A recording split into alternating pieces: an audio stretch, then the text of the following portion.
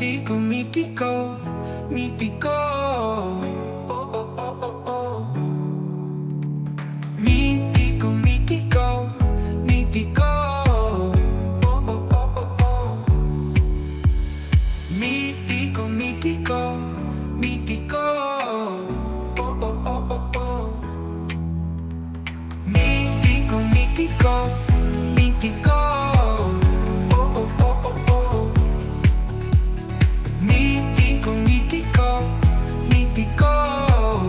Oh, oh, oh, oh, oh. Mítico, mítico, mítico. Oh, oh, oh, oh, oh. Mítico, mítico, mítico. Oh, oh, oh, oh, oh.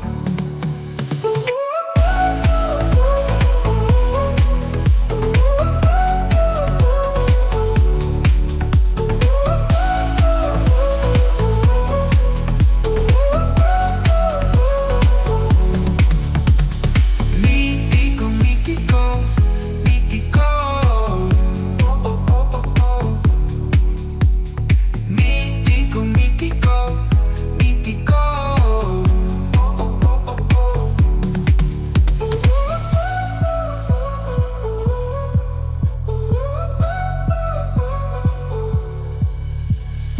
Mítico, mítico, mítico.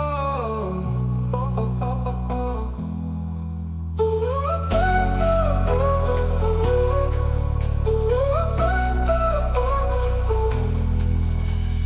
Mítico, mítico, mítico. Oh, oh, oh, oh, oh.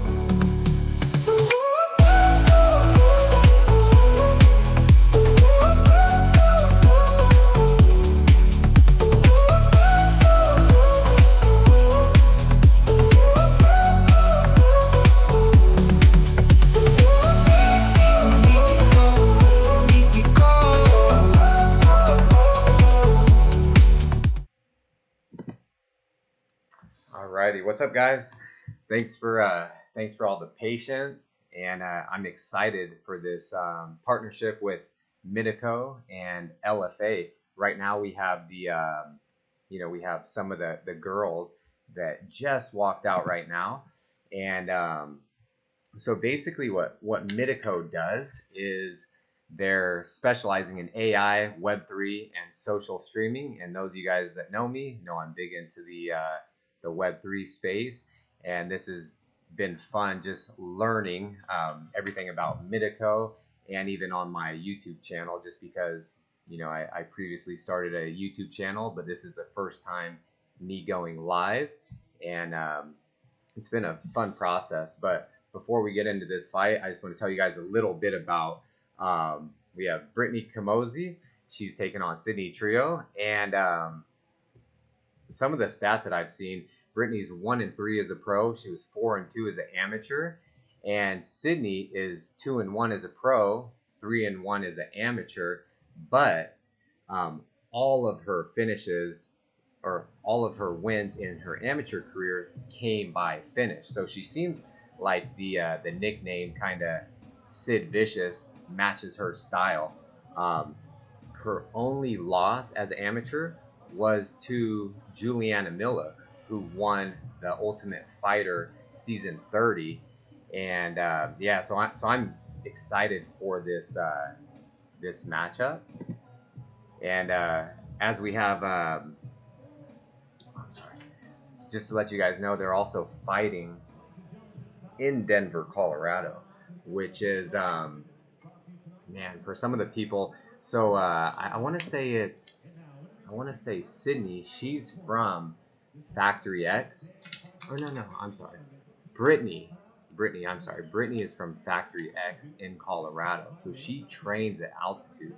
Denver is about 5,200 feet, the altitude. So for those of you that don't know, if you've never worked out or competed in elevation, oh man, it's very, very difficult. I remember back when I was wrestling at Menlo College, and we went to Embry Riddle, in Prescott, Arizona. I want to say it's pretty similar to Denver. It's like a little over 5,000. Um, the elevation is a little over 5,000 feet. And I remember, you know, getting into a scramble like 20, 30 seconds into my wrestling match, and I went out of bounds. And sorry, I got to play around with these angles. There's so many different angles. So I'm a producer, I'm a director, and a commentator. So let me switch over here and get to another. Let's see. Here we go. Here's a ringside camera. But yeah, like I was saying, like I remember getting into a scramble in my wrestling match and went out of bounds, and I took the deepest breath before I stood up, and I remember the ref just saying, "Welcome to Mile High." So and if you haven't acclimated to elevation or altitude, it can seriously hinder your performance. And typically, for people just to get used to it and acclimate to a certain extent, can be 3 to 5 days. But when you get up to see where they're at right now in Denver, it's 5,200 feet high. It would probably take about 3 weeks to fully acclimate to that, and then that looks deep. It looks like she's gonna get the finish. She's locked in her guard. What she needs to do, at least she's doing a good job putting her opponent's head up against the cage, so now she can't extend and she can't really get that choke. So what she needs to do though is get up on her toes and start to peel that elbow down. But also these two women, even though they have experience, they're still pretty green, you know, with only 3 and 4 fights as a pro. So it looks like she kind of let it go. What you don't want to do is, you know, gas your arms out, because if she can withstand this choke, which it seems like she's going to be able to, it could be a tough night, or fatigue could start to set in pretty soon. Let's go check out some of these other ringside camera angles. So this is more of a, let's check out the aerial view. There we go. Some vicious ground and pound.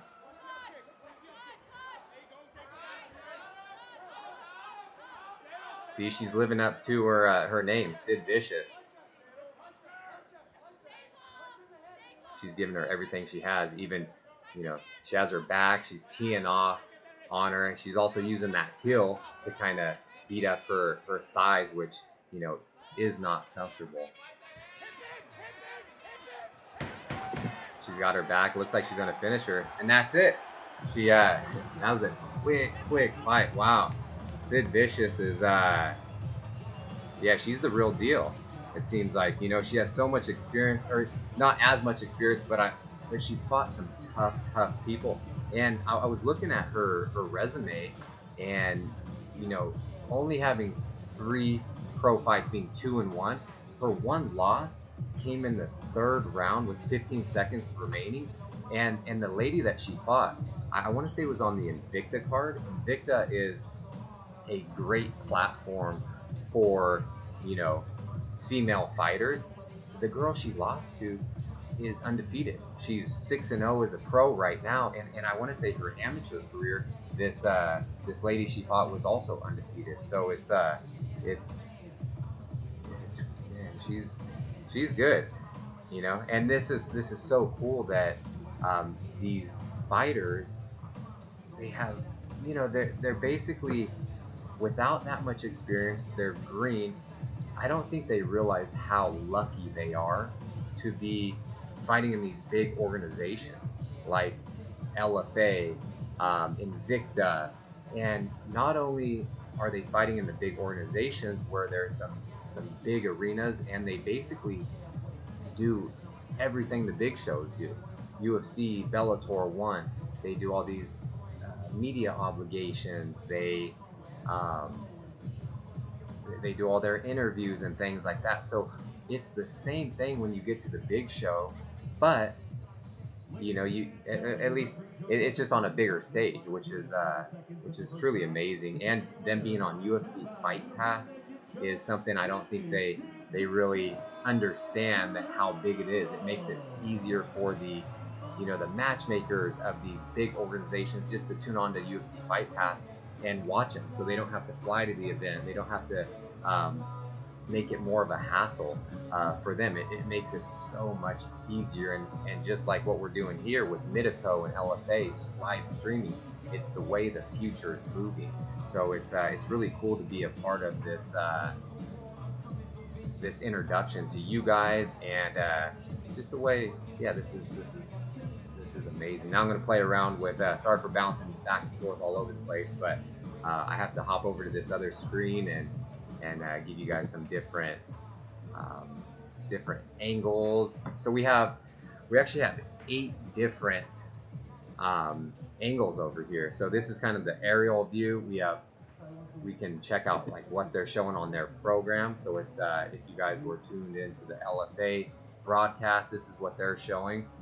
We have multiple ringside cameras, you know, so I'm just gonna kind of scroll around here.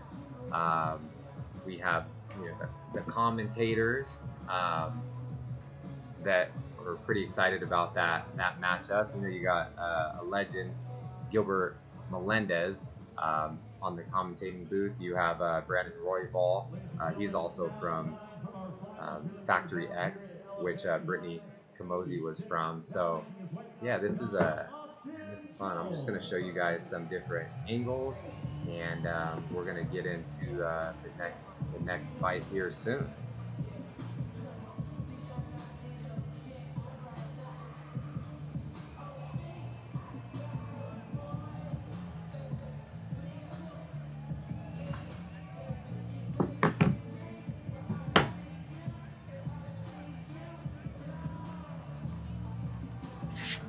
So these next guys that are, you know, they're up to fight. So like I was saying, Dante, he's 9-5 as a pro. He's 6-1 as an amateur. So he has a lot of experience. He's a tall, lanky fighter. So just from, you know, he has kind of a mixed professional record, but, you know, just from him being tall, I think he needs to, you know, stay on the outside, use his range, find that jab, and just constantly be moving, because Austin Jones, he looks like a powerful, like a powerhouse.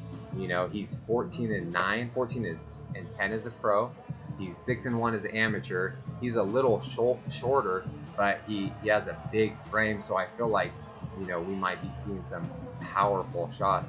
He's also from Factory X in Colorado. So Austin, I feel like will have the, if you want to call it hometown advantage, I feel like he may have that hometown advantage because he's training at, you know, he's training at Elevation, whereas Dante, he's from Wisconsin. So yeah, we'll kind of see how this plays out, but both these guys have a ton of experience. Okay, let me go to this stage crew. This is pretty neat though, you know. You can be your own, you know, like, it's just amazing how you can play around with, you know, all the angles, and, you know, this is just new to me. So you can watch the guys walk out, so you're right over their shoulder. Here's like the little, another aerial view, so we can see kind of what's going on in the cage, but I'm going to bounce back to the stage to see Dante do his walk.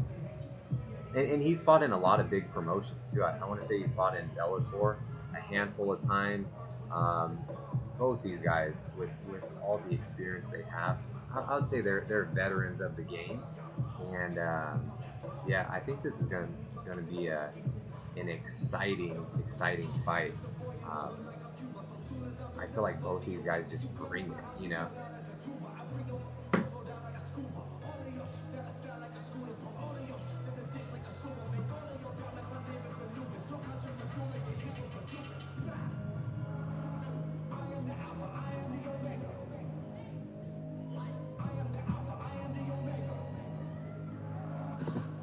Go to the ringside 3 camera. Let's check this out. So for the introductions, and what's cool for me through the headphones, like I can't hear the commentators, but I hear the walkout music. I hear the crowd. So for those of you that eventually, hopefully this, you know, Mitico, I know they've been doing some stuff, and I think they're trying to eventually be awesome to partner with the UFC, and then you guys could have your tune into your favorite content creator and kind of watch their commentating and their live streams, as long as Mitico, they negotiate all the licensing, so you don't have to worry about any copyright infringements or anything like that. um, but it's nice when I don't want to put the headphones on, but if I were just by myself, if I wasn't talking to you guys, then it feels like I'm in the arena. Like I literally, all I hear is the music. I hear the crowd, and in this arena in Denver is electric. Um, and then of course there's a microphone over the cage, so when they start fighting, I would hear all of the thuds and slaps and punches and grunts and big slams and stuff like that. So it's a really amazing experience. If you were just sitting at home, I'm in my office right now, or I could be sitting on the couch and just like watching this. It literally makes you feel like I'm a cornerman, like, or a judge or a commentator. It's, this is really some exciting stuff and some next level technology.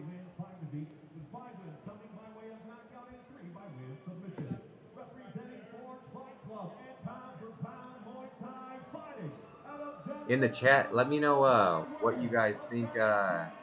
What's your guys' favorite angle? Do you guys like some of the aerial views? Do you guys like the obviously the ringside views are phenomenal here.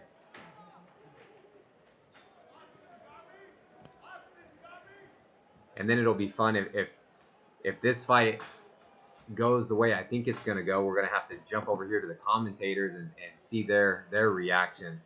But it looks like these guys are ready to come out of the gate swinging. Instantly, Dante with a flying knee.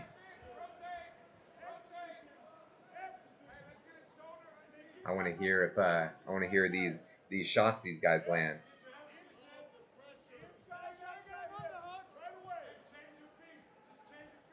Dante's doing a good job. I feel like instead of him being around that waist, he should be. Oh, there we go. He's got a nice body lock. He needs to put a little better head position. If he could put his top of, there you go, against his jaw, make it uncomfortable for the fighter. And what Austin needs to look for is he can either start to dig that right underhook and he wants to get his back off of the cage and get Dante's back on the cage. But they're doing some good clinch work with little knees here and there, some little shoulder checks to the jaw. That's uncomfortable. It adds points on the judges' scorecards. Oh, he's got to watch his net. Yeah. See, from here, instead of being on a double, what Austin should do is, switch off to a single and get high on his thigh, right under his butt, and then he can get his hips in and really lift him, re-drop Dante to the ground, or he can lift and look for a sweep. So that's what he's trying to do with his right leg. He was trying to reap his leg and get his back off the cage. But Dante's doing a good job. I think he's sharp digging that left underhook, which he's doing. And now watch this. He's going to turn Austin's back against the cage, just like that. See, that's what I'm saying. These guys know what they're doing, and all the experience. Even though, his record may not be as perfect as he would like it to be. He was 6-1 as an amateur, but then he's 9-5 as a professional. But he's fought good guys, and when you're fighting guys in Bellator and these bigger organizations, they have a lot of experience, and that's what's going to make him a better fighter, and he's going to show it here tonight.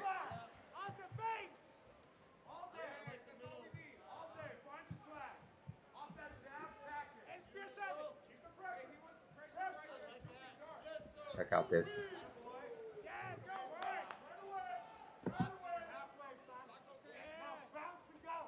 There you go. See, he needs to lift. Get his hips in close to him.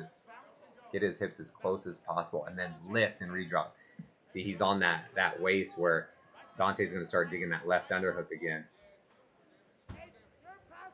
Oh, those those foot stomps, man, those do not feel good. And especially if you use your heel hard enough, and you can fracture people's. There you go, nice. I'm gonna switch to a different angle. And so with Austin just using those knees, just those short knees against Dante's legs, it's just adding points in the. There you go, nice reach. Dante's fighting the hands exactly how he should. He's doing a good job keeping his back against the cage, because one thing you don't want to do is if there's space. See how Austin has a hook in right now? What he needs to do is get his right hook in that's closest to the cage, but Dante's doing a great job in not allowing that to happen by keeping his back and his thigh so close against the cage and fighting hands. There you go. So I see where they're just kind of battling for position. Let's check out another camera angle. Check this out from the. This is almost just like what the corners are seeing. Like this is amazing. Like footage just to be able to play around with. Or we can look straight in the cage. Let's see. Let's go back to here. Sorry, guys. Nice takedown.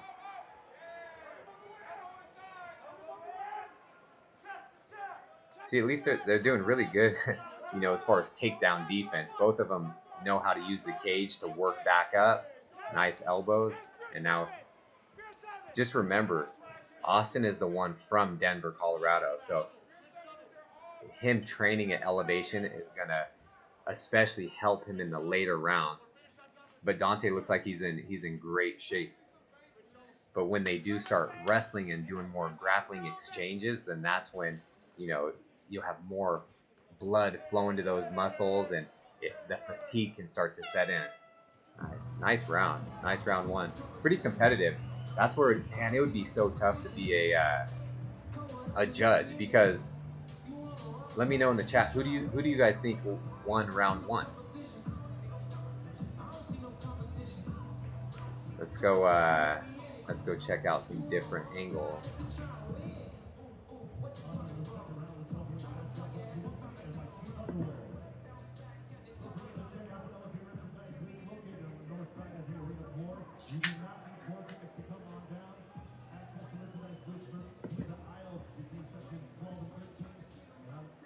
See, some of the stuff that I wish I could just hear what the coaches are saying.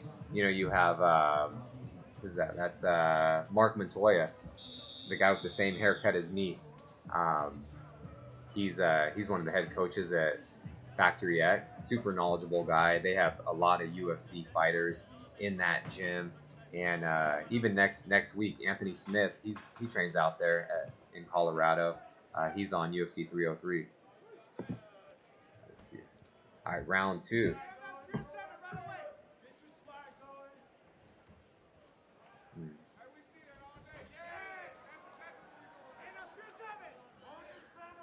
Dante's doing a good job just kind of picking that lead leg apart, but just like I was saying earlier, Austin, he looks like he's gonna be a powerful fighter, looking for those big, as people say with me all the time, meaty hooks, but those big hooks. But here we are again, same type of thing that was going on in the first round. They're on the fence. It looks like Dante's looking to get him to the ground. He's just, you know, using that dirty boxing. He's using his weight. He's making Austin kind of carry his weight, and he's kind of resting here, you know, to a certain extent. He's winning the fight in the judges' eyes. But Austin's doing a great job getting back to the cage. What he really needs to do is get his back on the cage. So take that left hand and swim it over Dante's head. There you go. And start digging those underhooks. We need to see an underhook with his right arm. But again, Dante has good head pressure. He's just beating up those thighs.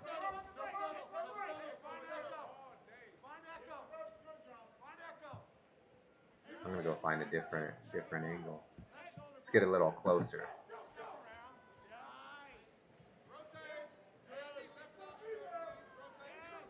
Nice elbows.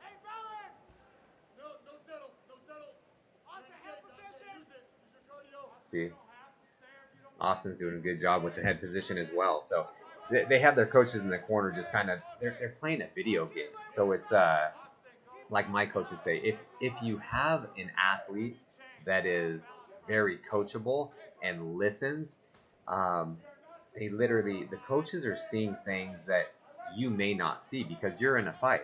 So if you trust your coaches and they know you really well as an athlete, then whatever they call out, you do. And so it's literally it's like the coaches are playing a video game. Nice body shots. He's really working the body. Nice knee up the center. Those body shots will add up over time too.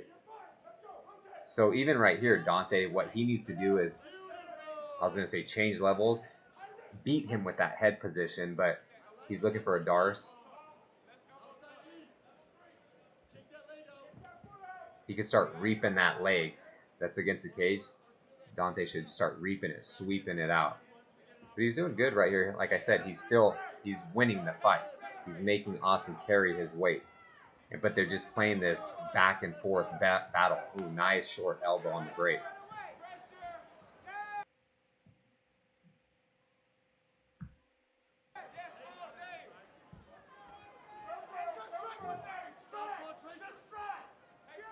Even for taller fighters, so Dante, he's 6 foot. We got Austin over at about 5'9". What he should do, because Austin keeps changing levels and throwing those powerful shots, I would start finding my stick, finding the jab, and instead of just head hunting, which it's hard to, a lot of people are looking for the knockout or looking to hurt him. Dante should just start just sticking him with that jab right in his chest, right in his solar plex, even aiming for his throat. And then when he changes level, he might catch him right in the chin. So that's some of the stuff that, like my boxing coach and I will work on. It's like a lot of times I'm aiming right around this area. So if they do change levels, then you're going to catch him in the chin, which will hurt him. But he was doing really well when he was against the cage, just working the body. I think he should go back to that, whether he starts even jabbing the body, finishing with a cross downstairs to the body, ripping the liver. There he goes. That's a nice body shot. Ooh, nice left hand from Austin. There we go. Now these guys are starting to kind of settle in. They're kind of finding their rhythm, their timing, and I think we'll see a fight here soon. They were just kind of filling each other out at the beginning, but ooh, nice head kick. As you do get a little more tired in a fight, it's almost like you go into autopilot. Ooh, nice transition. End up on top. Watch the triangle.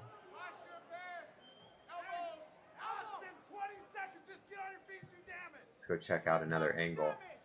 I don't want to just, I'm trying to talk and, commentate the fights, but I want to see some different angles too. He did a great job working up, using the cage to get back to his feet and then breaking with a hard punch off that break. I wonder what these guys are thinking.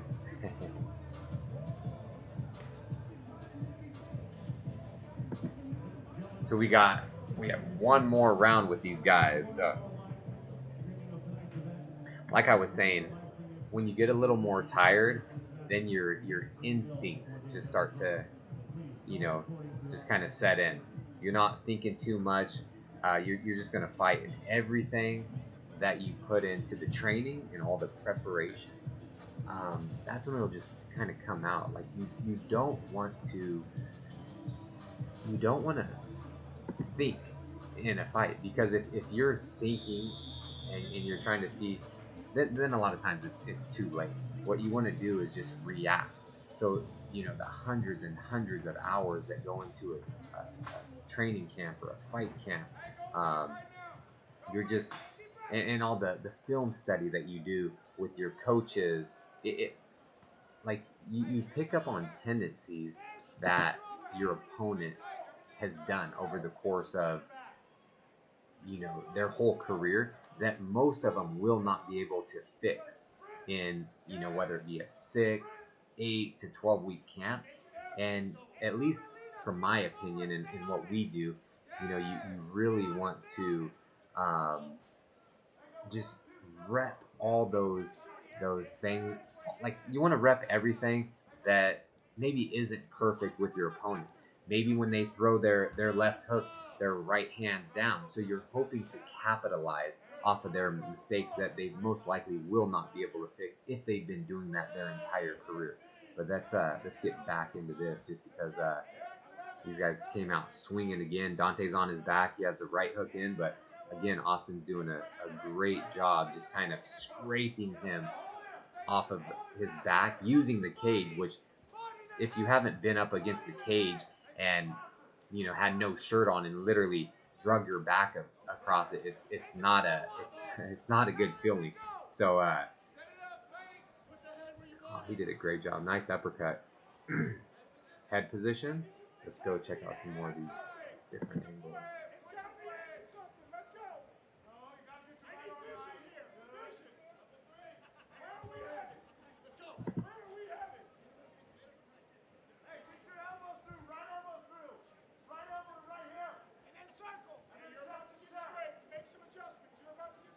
See, there he goes again.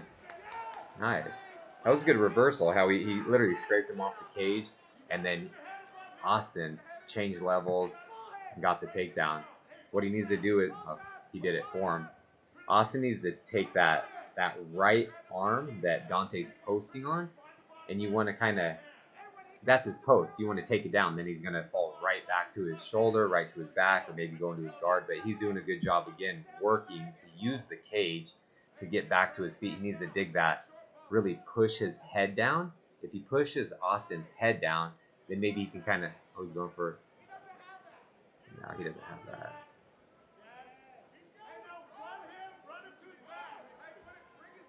He needs to break that post and get him flat. There you go. Nice.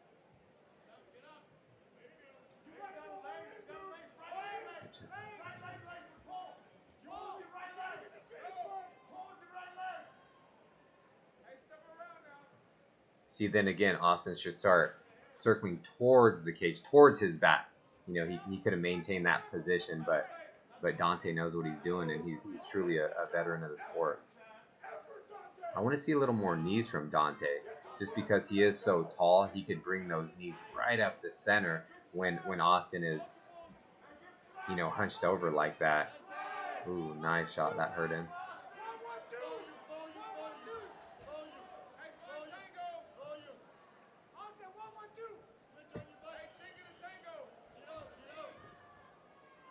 It seems like the majority of the fight, man, they just keep ending up right here. They're doing a good job, though. It's you're not in danger as far as someone you're not in a lot of danger. I'll tell you that. Right now, Austin is doing a great job. He's trying to sweep that leg and get him back down, but he's in no danger. He's kind of resting here. He does look like he's a little exhausted, and he's the one that trains in elevation. Whereas Dante from Wisconsin, he came in shape, because he doesn't even look like he's breathing hard, where Austin is, he's looking a little more tired. Let's see how much time we got left in this round.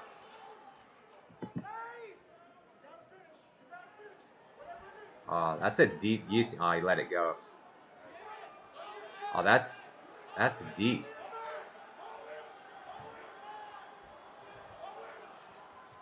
Ooh, nice scramble. He gave his back up. He's going for a Kimura. See, from this position, you could use that to sweep, but he's not going to get that submission. See, he's smart. He let it go, but there's 30 seconds. What he needs to do is get his back off the cage and impress the judges. Kind of steal the round. That's what we say. There's going to be 15 seconds left. I would try to do everything in my power to get off the cage and start unleashing some vicious shots. There you go. Big. I want to see some big knees. Nice. Good round. those guys did a good job, man. It was that's definitely a close. That's a close fight to score, but you know, in my mind, I think Dante did enough to get the job done. But we'll kind of see how the judges score it, kind of what they think. Let's go check out a different name.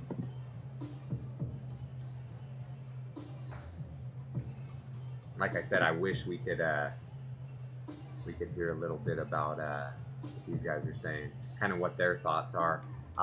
Again, Brandon Royval, he's from Factory X. That's where Austin Jones trains. So I would be curious to get his take on it. Let's get back inside the cage and kind of see who won this. I'm curious if I could hear the scorecards on here. And then after this fight's up, you guys, I'll hop over here onto the chat and yeah, I'll answer your guys' questions. I'll stick around for a little while. Or if you guys have any other questions for me or want to do a little AMA for a little bit, let me know. I'll go through read the questions and answer them as good as I can. But what do you guys think about this? I know it's kind of, you know, I'm over here learning as we go, but man, now that I'm kind of getting the gist of this and the hang of it, man, it's really fun, you know. Let's go check out the see who won this. Let's see. I would score it 28-29 going towards Dante, but hey, what do I know?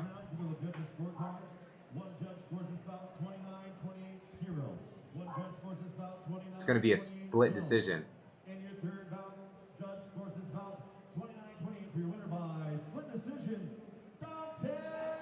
Dante won by split decision, man.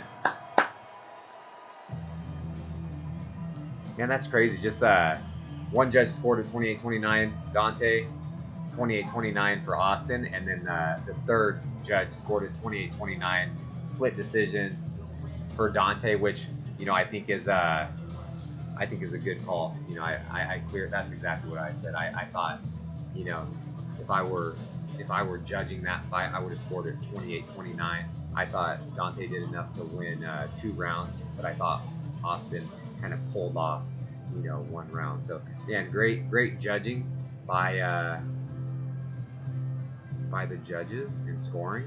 And again, that's this is really neat. With like, I kind of like this aerial view, just kind of seeing what's going on in the cage. You can kind of see, you know, some of the crowd, and this is still the prelims, you know. So I think there's someone's going to headline the prelims next, and then we'll go into the main card.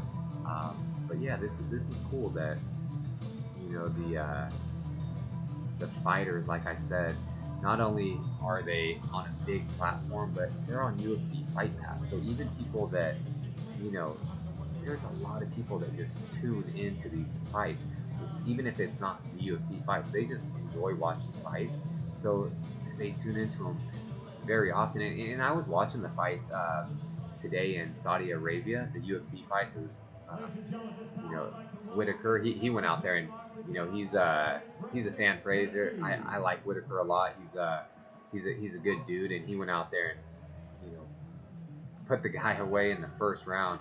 Highlight reel finish, but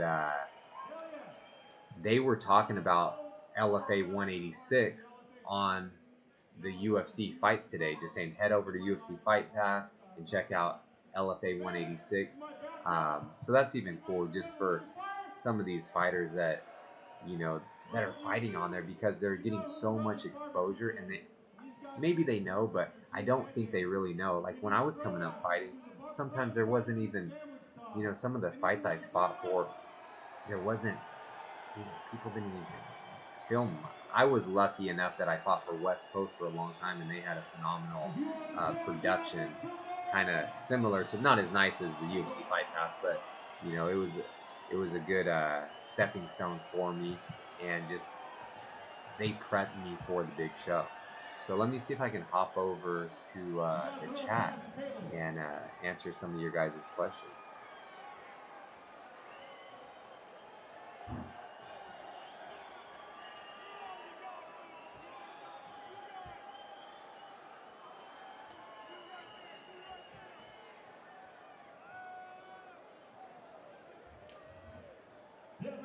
Put your hands together one more time for LFA President Sven Bean and Brothers Barbecue.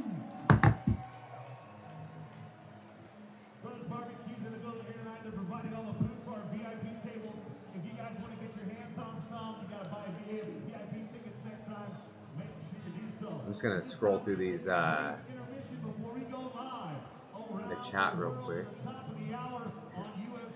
I got some help on the back end. Thanks, you guys. Yeah, I'm gonna scroll through some of the chats and see if there's any questions that kind of stand out.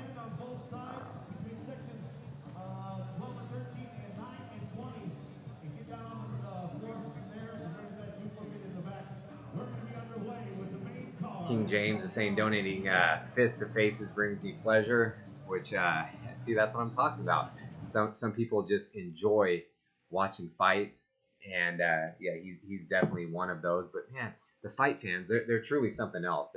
They're special, and there's nothing like UFC fans, and they make the sport so fun. Like next week, International Fight Week 303 in Vegas. I'm gonna go out to Vegas and just to see kind of some of the the fans, because if you haven't been to a International Fight Week and they have the Fan Expo and all these things, it's really an amazing time. And I'll just walk around, and so many fans of the sports, they'll have so much pictures of me and my cards, and I'll just sign all those and just visit and chat and take pictures. It's definitely a good time. So I'm looking forward to Vegas next week. Josh, you got to fight in the Sphere. Yeah, I think that's in September. So, is that Mexican Independence Day? I think I'm going to try to go and watch the fights. I'm not sure if I'll fight on that card, but it would be amazing to fight at the Sphere if they do another event there. I know Dana was talking about he has already put in like 18 or 20 million just into kind of getting things going and figuring out all the logistics of what it'll take to have fights in that space, in the Sphere.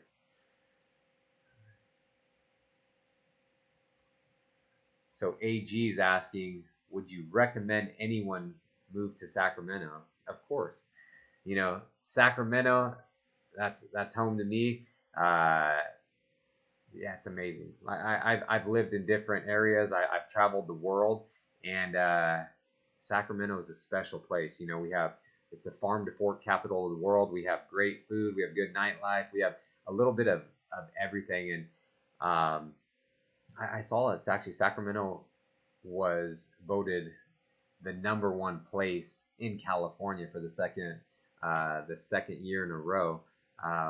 So yeah, I definitely would recommend someone to move out to Sacramento.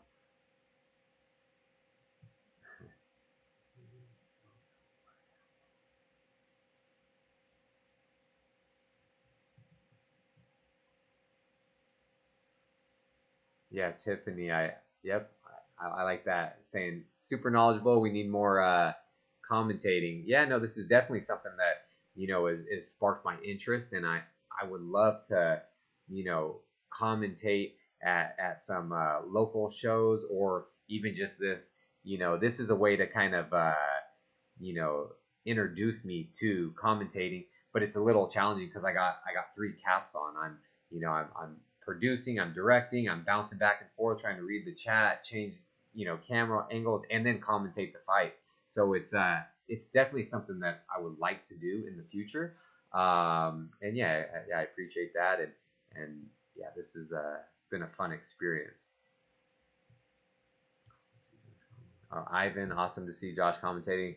thanks again, Ivan. I appreciate that. And he's made some cool little like pictures and like little just videos of myself. So yeah, I appreciate all that, Ivan.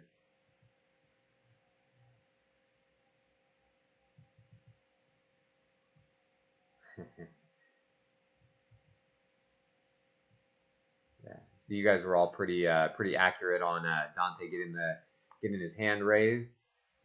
See, you guys should all be judges. Maybe you know a thing or two.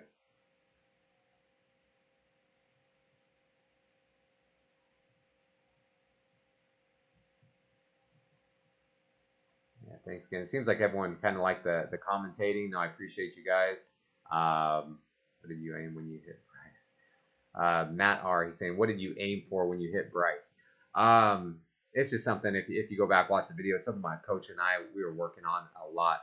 I kept feinting the jab. I kept jabbing up top towards his head, and I kept going to the body. Kept going to the body. Kept going to the chest on several occasions. And so when he was southpaw, he kept dropping that hand and trying to parry my right hand because it was going to his body. And then we kind of set him up towards the end, and it was just perfect timing and everything. That kind of he was coming forward. I feinted that jab. I changed levels. So he thought I was going back to the body. He went to go parry it, and I came over the top with that, my signature overhand right, and that's what happened.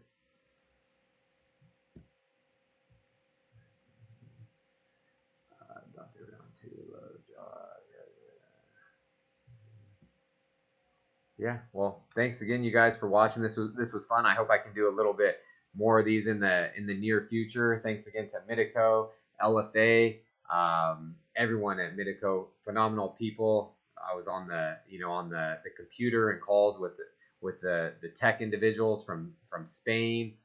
So I know they're big Ilya fans too. And everyone about Mitico was just phenomenal to work with. And I'm looking forward to more of these, even when I can just sit at home and just kind of play around with the camera angles.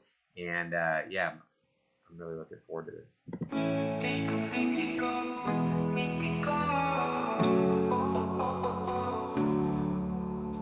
Mítico, mítico, mítico.